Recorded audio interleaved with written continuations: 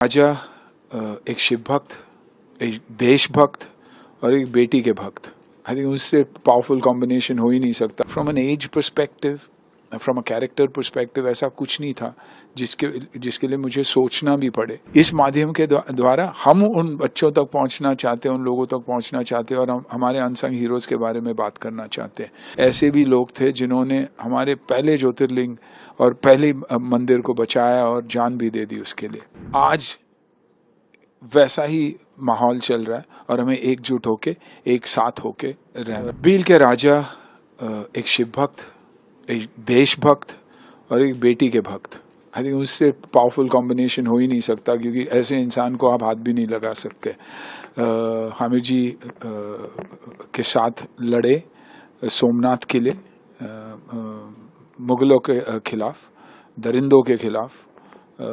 यही चाहा उन्होंने कि हमारे देश को कुछ होना नहीं चाहिए, और जो ऑलरेडी लूट मची थी उसको उन्होंने रोकने की कोशिश की।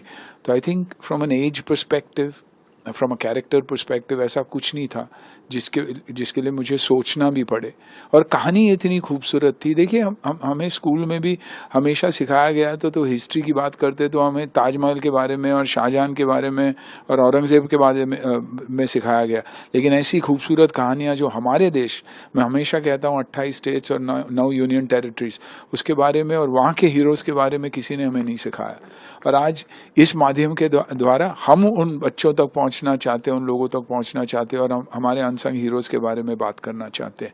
अब जब गुजरात की बात करते हैं तो हमेशा लगता है कि बिजनेस वाले, फैमिली वाले, खाना पीना उसी के बारे में सोचते हैं, लेकिन नहीं, वैसा नहीं है।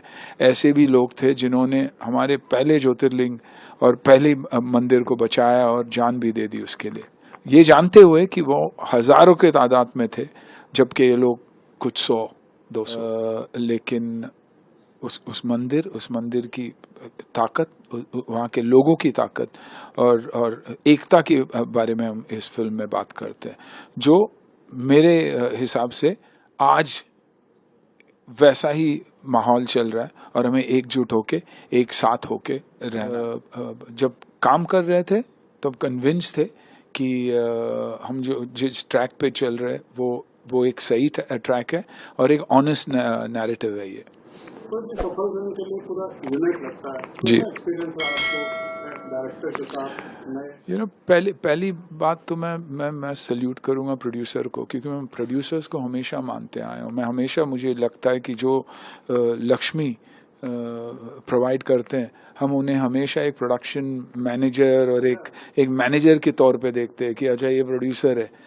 कभी भी उन्हें हाईलाइट नहीं करते। लेकिन यहाँ मैं कन्हू भाई के बारे में कहना चाहूँगा कि he somebody is put his money where his mouth is, he is put it into a project जो नेसेसरली बिकने वाला नहीं था। और मैंने पहली बार कन्हू जी से कहा था कि कन्हू भाई आप फिल्म बना रहे हो, बेचेगा कौन? इसे यार बना लेंगे, अच्छी बनेगी तो बिकेगी। एंड आई वाज लकी कि मुझे प्रिंस जैसे डायरेक्टर मिला जिसके साथ मैं पहले भी काम किया हूँ। एक बजटेड फिल्म को उसने एक ऐसी विजन दे दी कि कल सारे सीनियर जर्नलिस्ट थे, मेरे दोस्त थे, उन्होंने बैठ के जेन्युइनली, क्योंकि मेरे साथ वैसा ही है, अच्छा नहीं है तो अच्छा नहीं है बोल देते हैं, लेकिन जेन्युइनली उन्होंने कहा कि अगर film even is 10% as good as this, you guys have made a good film. तो फीलिंग अच्छी है। म्यूजिक मॉन्टी, जिन्होंने लेजेंडरी लोगों के साथ काम किया है और म्यूज़िक दिया, संजय लीला बंसाली जैसे लोगों के साथ काम किया है, वो हमारे फिल्म के साथ जुड़े। बैकग्राउंड हो, म्यूज़िक हो, जान लगा के उन्होंने फिल्म की। सब्जेक्ट सुन के एक्साइटेड थे, देखने के बाद डबल एक्साइटमेंट में उन्होंने कहा कि मुझे टाइम लगेगा, लेकिन I will give my best for this film. Suraj की लाइफ में बहुत अप्स एंड डाउन आए, सूरज और आकांक्षा के साथ और यंगस्टर के साथ काम करते हैं, तो आपका एक ऑरा है, वो लोग हेजिटेट करते हैं या कैसे बैठ करते हैं, आप कैसे कंफर्टेबल? देखिए, मैं जब भी कुछ करता हूँ तो मुझे पता है कि हीरो कौन है, हीरोइन कौन है फिल्म में, और ये फिल्म चलेगी तो किसके वजह से चलेगी। I am one of the characters, लेकिन लीड तो सूरज ही है और हमेशा सूरज रहेगा। डरे हुए थे इनिशियली कि क्या होगा, सूरज को लेंगे तो सोशल मीडिया ये जो टॉक्सिक दुनिया है वो क्या कहेगी। लेकिन जब सोचते हैं तो बोलते हैं ये टॉक्सिक लोग है कौन?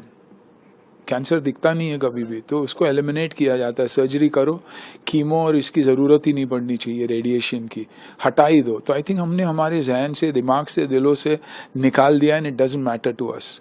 But today when I see the film, Suraj is unbelievable in the film, you know, लगता तो है, talented boy. No, is a very honest boy, you know. और मैं यही सोचता हूँ कि अगर आन की ज़िंदगी में ऐसे कुछ होता, would he be able to handle it? But he's handled it. He's handled 12 years of hell and come back. Yeah.